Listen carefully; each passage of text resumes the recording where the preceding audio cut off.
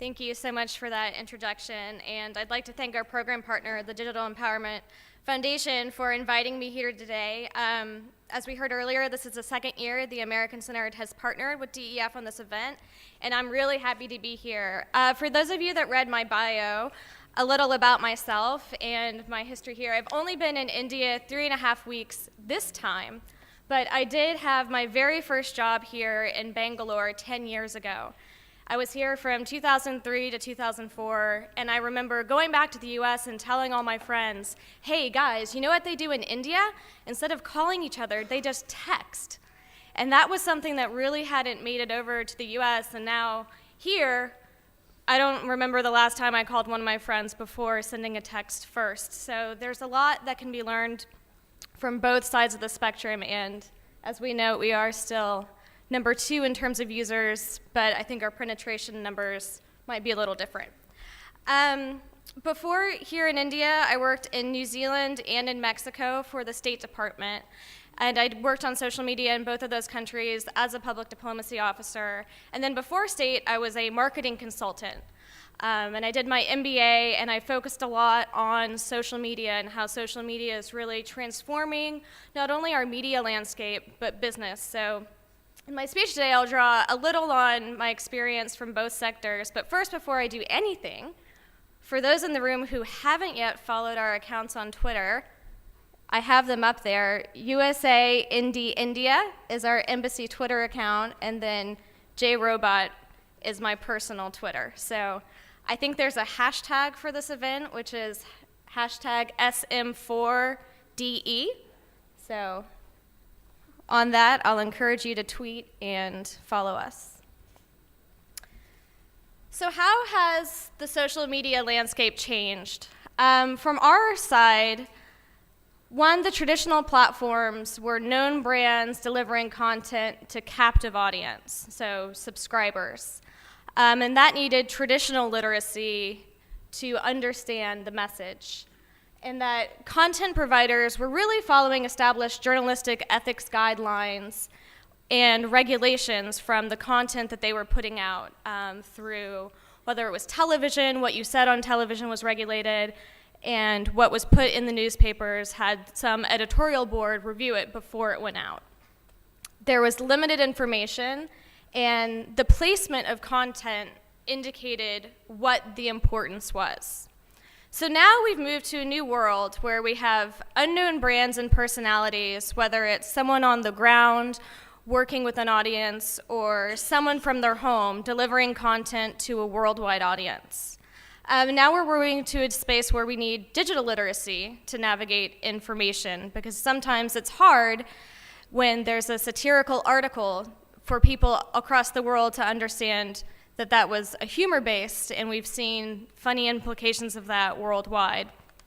I'm not as sure as what the humor-based publications here, but in the US we have The Onion and other sources. We have user-generated content that may or may not follow ethics and regulatory standards, and an unlimited amount of information, which is requiring big data solutions to really understand what's getting out there. And for NGOs and government and business, what that's required is users are now locating their own content. So they're searching, and even if it's buried with ads and other things that are putting other content up, it's very easy for someone now to go in and identify the content that they want to access and find out where it is. So what's the result? One, the impact of digital technology is said that it will have far more impact than television. So the World Internet Project is based out of the University of Southern California, Annenberg. And right now they're in 30 countries around the world, and they've tracked from the very beginning of the internet how people are using it and how it's transforming their life. What they've seen is that when a country moves to broadband, it means that the internet becomes everywhere around you. It's in your desk, your car, in your pocket, and that the younger generation who have grown up with this, they have what's called FOMO, the fear of missing out, whereas they're sleeping next to their phones because they're so afraid that someone's going to post something and they're going to miss out on what everyone will be talking about tomorrow, whereas before it was the show that you watched that everyone would be talking about the next day. And with the user-generated content, with anyone being able to start a newspaper or build a video following, it's causing the mainstream publications to drop. And what they found is that when internet gets to 30% penetration, newspaper circulation is dropping. And we've seen in the US with even major name papers like the San Francisco Chronicle seeing their subscription rates just plummet. Some of the most popular new shows are starting on new platforms, including YouTube. So a lot of shows in the US are now being streamed directly to Netflix before they ever go to a traditional channel. And youth has really figured out that what happens around the world can change your life. And we're seeing that both regionally and youth connecting from the United States and India and Bangladesh and Sri Lanka and Nepal and sharing ideas and learning from each other. And those youth movements were really when the State Department picked up on social media. And we talked a lot about the Arab Spring and seeing how youth movements have the power through social media to mobilize and overthrow traditional power structures. So from our engagement, we're connecting on social media as a better way to connect with our audience. And we've increased our engagement and understanding by creating an avenue to let people connect to us.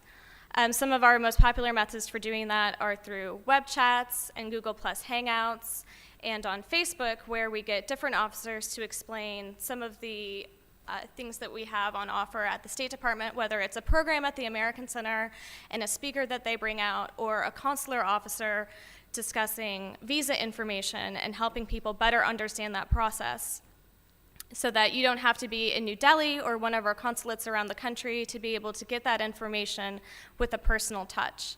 And it also allows us to connect to harder to reach audiences through Twitter and mobile notifications and our versatile consulates. Some of our best practices that we found is to know your audience, the demographics and platforms. In our experience, we found that Facebook and Twitter really have a distinct audience type, as was touched on in the keynote. Facebook users here in India are young, predominantly male, and look to Facebook for more casual consumption of entertainment and information. And Twitter is the go-to platform for news, journalists, and increasingly politicians, as we saw last spring here with the rise of Prime Minister Modi and other cabinet members across the country using social media. At the US Embassy, we're using a broad approach. We're engaging stakeholders from across our mission, from our Foreign Agriculture Service, the American Center, our educational exchange programs, and policy dialogues. We are creating localized content in regional languages and relevant stories. So I'm not sure how many of you saw during Diwali, some of our officers were showing how they were celebrating with both our local staff here in India, and that message we put up on our YouTube site during Diwali to show that we were in the spirit of the season. The other thing that we've noted as a best practice is that interactivity really boosts engagement. So the more you're able to go out and connect to your audience through an interactive tool, through quizzes, chats, or other platforms, it really makes it more engaging. More and more, as these platforms grow, they just become a representative of the country. And one of the quotes that the World Internet Project likes to discuss as much is, the Facebook is like a nightclub, and the worst thing for a young person at a nightclub is for your mother to walk in. And in the US, I'm friends with my grandmother, my aunt, my mother-in-law, my mom, and my dad on Facebook, so I really do regulate what I say on there, and I'm looking more and more to other channels to talk.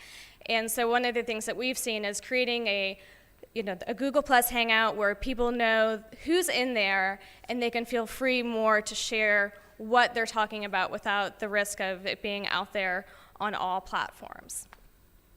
And as important it is for the people on the ground to be giving out the message. We've really seen that force multipliers to extend reach helps get the bigger messages out, to rise above this noise of all the big data that's out there, since there is so much being put out every moment on Twitter. So earlier this year, Secretary Kerry hosted the Our Ocean Conference in Washington, D.C., and brought stakeholders from around the world to talk about the oceans and the status of marine conservation. One of the biggest tweets from that was Leonardo DiCaprio.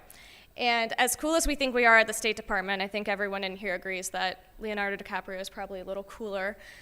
So he amplified that message, and then we used something called the thunderclap to help everyone around the world get on board to make that message rise above and kind of take over Twitter. So on our platforms, our websites are the primary information vehicles about our mission, and we have them in Hindi, English, and we recently launched our Urdu website, and we have a snapshot of our website that was launched and the coverage of it in the news. Unfortunately, I do not read or speak Urdu, so I will have to let those in the room who do tell me what it says. So as I've asked before, here I have listed all of our mission platforms. We have our SPAN magazine, which is put out by the American Center. Our Facebook sites, we're on Twitter in both Hindi and English, and we have a YouTube site and Flickr that kind of showcases some of our programs. One of our roles in public diplomacy is to explain American foreign policy to overseas audiences, and we recently hosted our Undersecretary for Public Diplomacy and Public Affairs, who on the last page said, you can't create policy if you can't explain it. And that's one of the ways that we're using social media. And our team created a video about his trip that I'll just show really quickly.